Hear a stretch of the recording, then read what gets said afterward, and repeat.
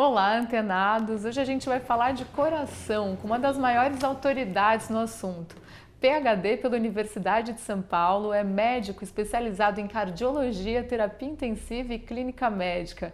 Autor do livro Medicina Intensiva, Fundamentos e Práticas. Eu estou aqui com o Dr. Dante Senra. Olá, doutor. Olá, Renata. Muito obrigada por vir. Obrigado a vocês pelo gentil convite. Doutor, o coração é um órgão vital, né? Além disso, ele simboliza vida, amor e está muito presente no nosso cotidiano. Por exemplo, quando a gente passa por alguma situação importante, ele logo se manifesta, dando origem aí a frases: nossa, meu coração quase saiu pela boca, meu coração quase parou.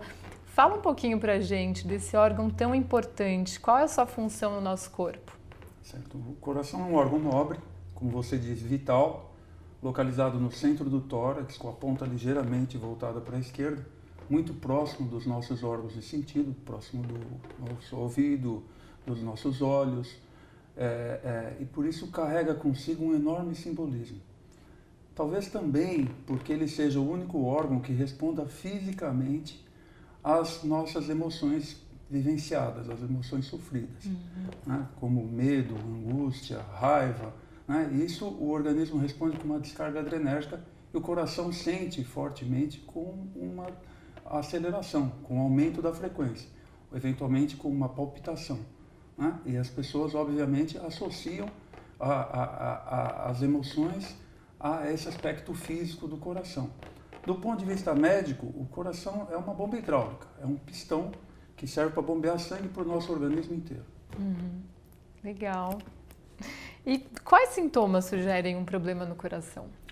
São muitos os sintomas, desde de palpitações, como eu disse, que pode ser uma manifestação de uma arritmia, dispneia, que é falta de ar, pode ter origem no coração, não só no pulmão, né? Mas basicamente o que as pessoas associam muito é a dor no peito, né? Há de se tomar cuidado que ela nem sempre está presente. Só 1/3 das pessoas que têm problema cardiológico têm dor no peito. Portanto, a ausência de dor não é garantia de que as coisas estão bem. Por isso os exames periódicos são fundamentais.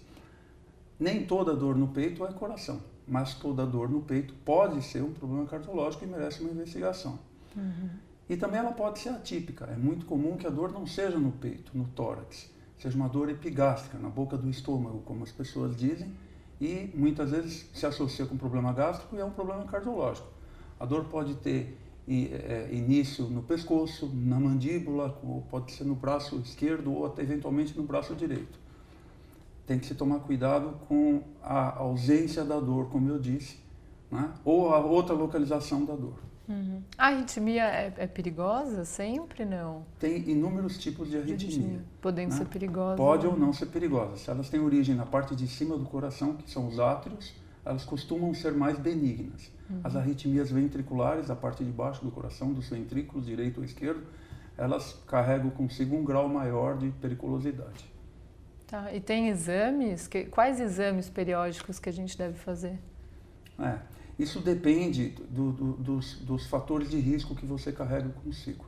Os fatores de risco, eles são divididos em removíveis ou contornáveis e os não removíveis, que a gente é obrigado a conviver com eles. Os não removíveis é a nossa herança genética, né? Que a nossa história, né? A história familiar, o sexo, o homem, pelo menos até a menopausa, tem mais doença coronária do que as mulheres depois da menopausa ultrapassam a gente, e a idade, esses são os não removíveis. E os removíveis ou contornáveis, que a gente tem obrigação de contornar, o sedentarismo, a obesidade, o tabagismo, a hipertensão e o colesterol elevado. O que define a periodicidade e o tipo de exame são esses fatores de risco, a quantidade de fatores de risco que você teve. E isso é uma pergunta muito importante, porque hoje você tem condição, com exame não invasivo, de determinar se a pessoa tem uma obstrução na sua artéria do coração de 20% a 30%. E por que é importante saber isso? Porque você muda a evolução da doença depois que você conhece isso. Você estaciona a progressão da doença, que é a obstrução da artéria do coração. Entendeu? Entendi. Então tem como, né, a gente ficar sabendo aí o que fazer. Prevenir. O coração é um músculo, é verdade isso? É verdade. Então, ele também precisa ser exercitado, né? Como todos os nossos outros músculos. O coração é um músculo e, portanto, ele também hipertrofia e se dilata. Né? Ele hipertrofia quando ele é exercitado de maneira pouco convencional. Por exemplo, exercícios de alto impacto, exercícios chamados isométricos contra peso, por exemplo, o músculo do coração pode hipertrofiar, assim como também hipertensões arteriais, tem pressão alta, descontrolada, fora de controle, o músculo do coração pode hipertrofiar e isso se tornar perigoso, porque isso pode levar à arritmia e eventualmente à morte súbita. Então há de se tomar cuidado com o tipo de exercício também. A melhor atividade para o coração é a caminhada. Né? A caminhada é a melhor para o coração. As pessoas dizem, com que velocidade a gente deve caminhar? Né? Essa é uma dúvida Quanto sempre. tempo? E quanto tempo? A gente diz, não tem uma velocidade determinada igual para todo mundo, mas a gente diz, a boa caminhada é a caminhada como se você tivesse atrasado, caminhar acelerado. E numa velocidade constante também, né? E como a gente já falou, mal súbito, às vezes pode acontecer um mal súbito, né? A gente acompanhou aí na mídia casos de jovens atletas que de repente tiveram um mal súbito e morreram assim de repente. Qual a explicação para isso e tem como prevenir? Isso, prevenir fazendo exame periódico, né? Para se identificar eventualmente problemas estruturais no músculo do coração que levam à arritmia. Nas pessoas de mais idade, a morte súbita provavelmente tem origem na obstrução das artérias coronárias. Só 1/3 das pessoas que têm obstrução das artérias do coração, que produz a angina, o infarto, a morte súbita, somente 1/3 delas tem sintoma. Né?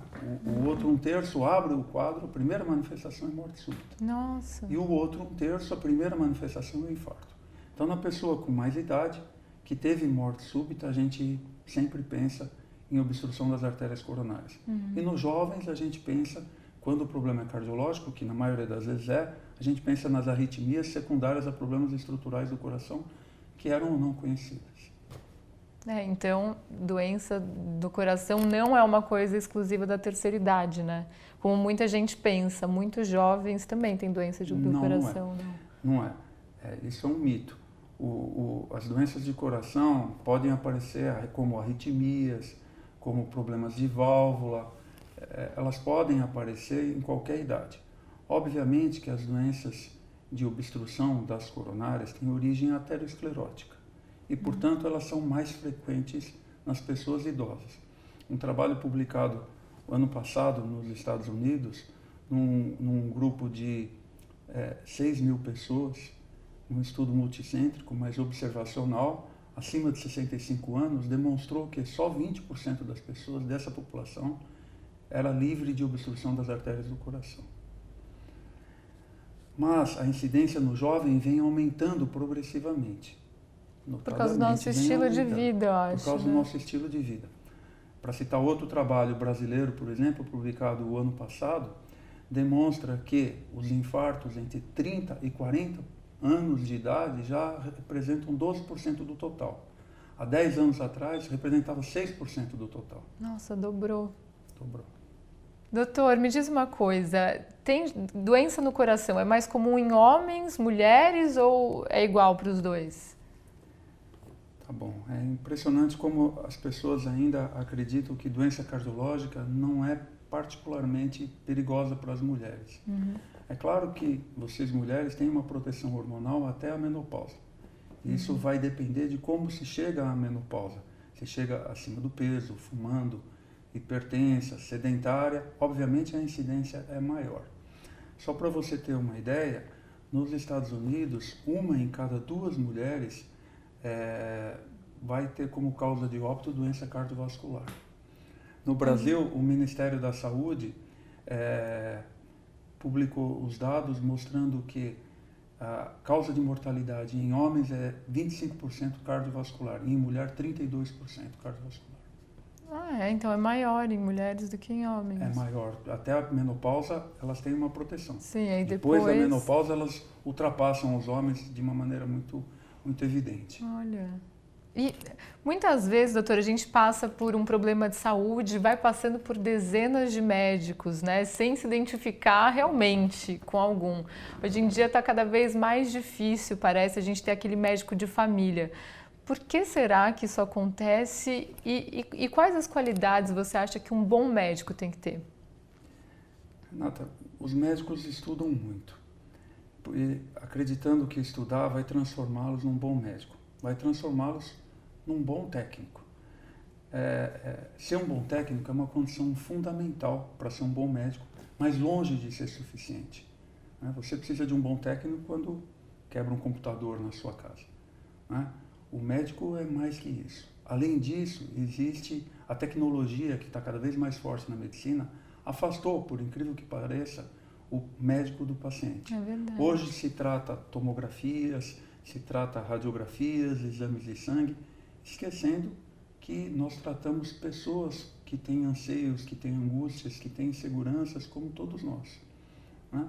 O médico está cada vez mais distante do paciente e isso é muito ruim para a medicina de uma maneira geral. Eu acho que as qualidades, respondendo a outra pergunta, são envolvimento e sensibilidade. Né? Se você não se envolve com o paciente, não se envolve com a família, por mais piegas que possa ser isso, né? É se colocar no lugar. Né? Quando a minha filha entrou na faculdade de medicina, eu dei 2 conselhos só para ela. Eu disse a ela, nunca seja desonesto com o seu paciente, que parece um conselho óbvio, mas infelizmente não é. E trate o seu paciente sabendo que é questão de tempo, exclusivamente de tempo, para você ou para as pessoas que você ama, está do outro lado. Nossa, todos nós vamos ser pacientes. Não tem como escapar, é Não difícil.